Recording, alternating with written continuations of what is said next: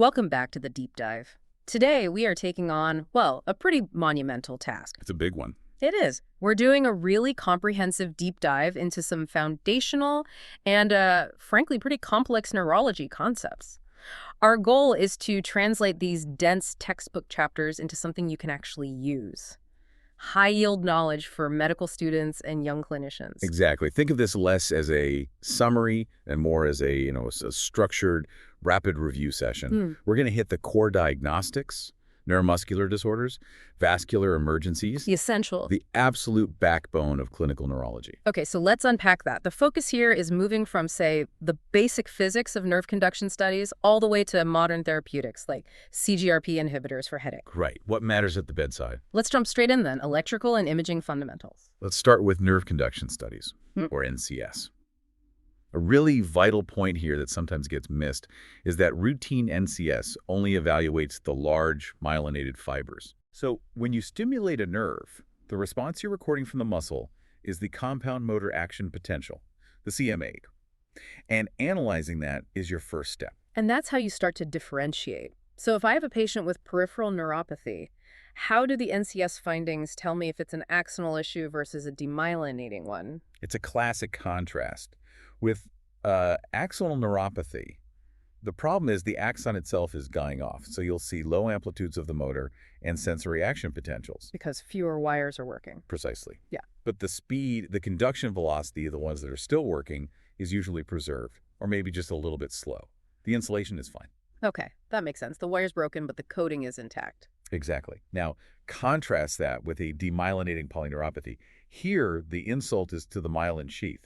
The insulation is damaged. So the signal struggles to jump across. Right, which severely slows down the nerve conduction velocities. That severe slowing is the hallmark. It's what distinguishes, for example, the demyelinating Charcot-Marie-Tooth type 1 from the axonal type 2. That makes the distinction crystal clear. Okay, moving to EMG. Here, we're essentially listening to the muscles, the fibrillations, and positive sharp waves. Their frequency tells you how severe the denervation is. Yes, the abundance corresponds directly to the severity. But some sounds are just, well, they're pathognomonic. Like what? Myotonic discharges. They have this very distinctive high-frequency repetitive sound. Clinicians often call it a revving motorcycle engine. Wow. And if you hear that, your differential immediately narrows to things like myotonic dystrophy or acid maltase deficiency. That's a great memory hook. Are there other sounds like that? Absolutely. Myochemia. These are grouped semi-rhythmic discharges. Clinically, you'd see this continuous rippling or quivering of the muscle. And that points you somewhere else entirely. It points you centrally toward things like MS, brainstem tumors, or even metabolic issues like hypocalcemia. Okay, let's shift gears to imaging. Acute stroke, time is brain. The first decision is always imaging. And it has to be a CT first. A non-enhanced axial CT is non-negotiable to rule out a bleed, like an epidural hematoma or a subarachnoid hemorrhage. But the CT can be normal in the beginning, right? For hours, yeah. Which is why MRI, specifically diffusion weighted imaging, or DWI, is so much more sensitive. It can pick up ischemic changes within minutes of onset. And we're moving beyond just basic structural scans now. We are. We have techniques like magnetic resonance tractography, which maps out white matter tracks, and fMRI is giving us useful prognostic info in disorders of consciousness. Fascinating. And we can't talk diagnostics without molecular imaging for neurodegeneration. Right, like in Alzheimer's disease. The FDA has approved these amyloid PET ligands, florbetapir, is one to literally visualize amyloid plaques in the brain. That sounds like a definitive diagnosis, but I know there's a huge clinical caveat there. A critical one. A positive amyloid scan needs very careful clinical correlation. Why is that? Because up to a quarter of cognitively normal adults over 65 have amyloid plaques. So a positive scan in someone who's clinically fine doesn't mean they have Alzheimer's. But what about a negative scan? Now that's where it's incredibly useful. The absence of cortical binding is a strong indicator against Alzheimer's disease being the cause of the dementia. It's a powerful tool for exclusion. That is a high-yield nugget right there. Okay, let's transition to muscle, the neuromuscular junction, and motor unit disorders. So we have the classic muscular dystrophies, Duchenne, Becker, myotonic, and so on. But for a young clinician, it's just as important to think about the acquired myopathies. The ones caused by drugs or metabolic issues? Exactly. Give us the most common examples. Okay, a big one is corticosteroid myopathy. It can be chronic, where you see atrophy of the type 2B muscle It's fibers. as twitch fibers. Right, which is why patients get that profound proximal weakness. But there's also an acute form in critically ill patients, often when they're also on neuromuscular blockers. And another one to watch for is hypokalemic myopathy. You start seeing significant proximal weakness once potassium drops below 3.0. And real muscle damage or rhabdomyolysis can happen if it gets really low, like below 2.5. Exactly. Okay, at the neuromuscular junction, let's talk myasthenia gravis. The classic finding is ECHR antibodies, but what about the seronegative patients?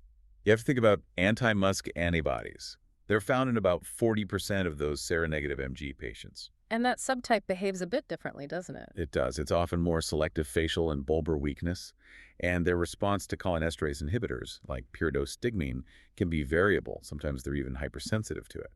Though pyridostigmine is still the main symptomatic treatment for classic MG. It is.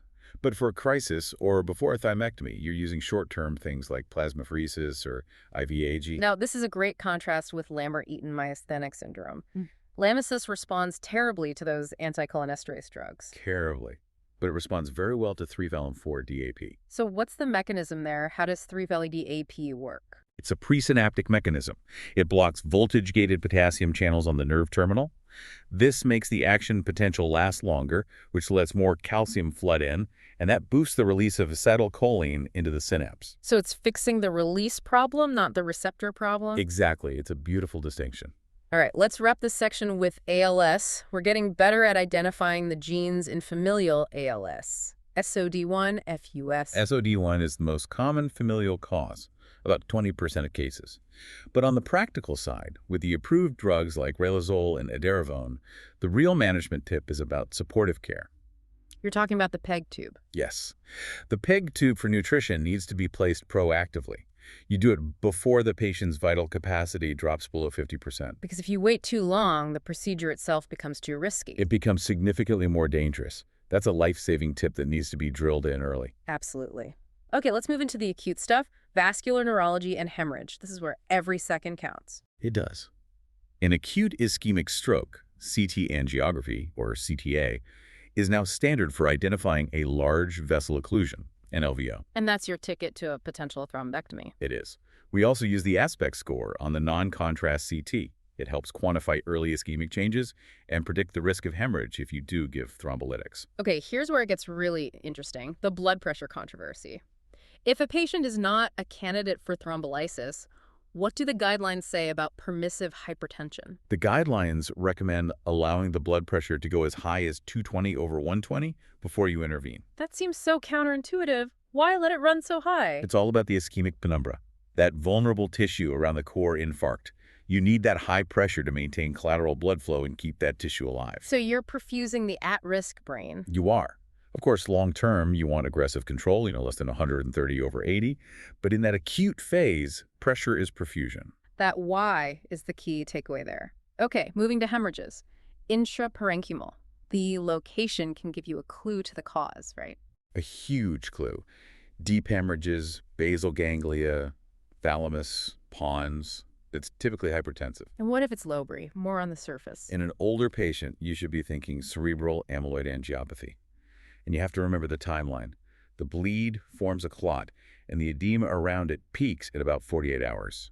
That's when patients often get worse. And finally, subarachnoid hemorrhage, SAH, usually a ruptured aneurysm. About 80% of the time. And the mortality is just staggering, 25 to 50%. This is why these patients need to be in specialized, high-volume centers. Because managing the complications is so critical. Especially vasospasm. It's a major cause of delayed problems. It's rare before day 4, but it peaks around days 10 to 14. We track it with transcranial Dopplers or angiography. And for securing the aneurysm itself, it's the classic coiling versus clipping debate. Right.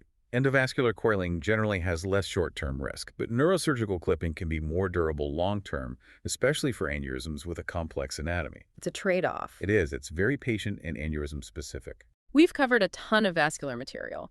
Let's finish up with seizures, headaches, and neuroinfections. Okay, seizures. We classify them as focal or generalized. A key one to not miss is the absence seizure. It's this sudden behavioral arrest, just 10, 20 seconds. And on EEG, that has a very classic look. The classic 3 hertz spike and wave pattern. Yes. What about the really severe pediatric syndromes like Lennox-Gastaut? LGS is a tough one. Yeah. It's a triad: mental retardation, a slow spike and wave pattern on EEG, and multiple different seizure types. The prognosis is, unfortunately, quite poor. And a key diagnostic point about EEG. A normal EEG does not rule out epilepsy. That's critical. Seizures can be infrequent. Moving to headaches. What's the one thing that distinguishes a migraine aura from a seizure? The time course. Auras last minutes, not seconds. And the symptoms evolve slowly. They march across the visual field or limb. It's not a sudden flash. And when a migraine becomes prolonged, status migrainosus, it can lead to that strange phenomenon of cutaneous allodynia. Yeah, where even light touch, like brushing your hair, becomes painful. And in the ER, you're treating that with IV corticosteroids, valproic acid. Ketorolac, exactly. But the real game changer has been in prevention. You're talking about the CGRP drugs. I am. The monoclonal antibodies that target CGRP or its receptor aranumab, galcanezumab, they've been a massive breakthrough for migraine prevention. And it's also worth mentioning onabotulinum neurotoxin. Yes, but it's important to remember it's only approved for chronic migraine. That means headache on 15 or more days per month. Right. Okay, last one in this section. Trigeminal neuralgia. Severe, brief electric shock pains, usually V2 or V3. What are the definitive treatments? For long-term control, you're looking at neurosurgery. Microvascular decompression is often favored, especially if the V1 division is involved. It aims to separate a blood vessel that's compressing the nerve. Let's wrap up with acute bacterial meningitis. CSF is key for diagnosis. Empiric treatment starts immediately. Vancomycin plus ceftazidime, typically. But this brings up a really important question, the steroid question. When and why do we use dexamethasone? Steroids are crucial for reducing mortality and morbidity, but primarily in pneumococcal meningitis. And the timing is everything. You have to give the dexamethasone about 30 minutes before the first dose of antibiotics. To blunt the inflammatory response from the bacteria dying off? Exactly. You prevent that inflammatory cascade from making things worse. Wow. We have covered a tremendous amount of ground, from the molecular basis of myopathies to the timing of steroids and meningitis. It really shows you the breadth of knowledge needed to navigate clinical neurology. It's all about integrating these concepts, recognizing the patterns we discussed. Okay, to reinforce all this, let's run through a quick clinical scenario. You have a 68-year-old patient with acute right-sided weakness.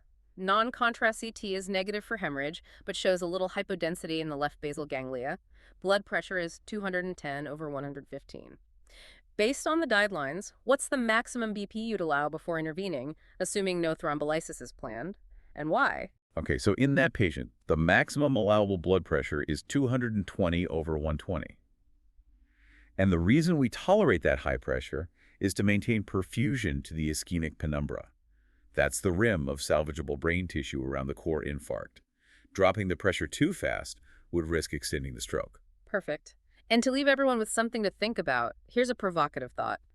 Consider how fast genetic diagnostics are changing everything. Finding genes like PSEN1 and APP in early onset Alzheimer's is moving us beyond just treating symptoms. It's changing the whole framework. We're now looking at the possibility of altering the course of a disease based on its molecular pathology long before the major symptoms even start.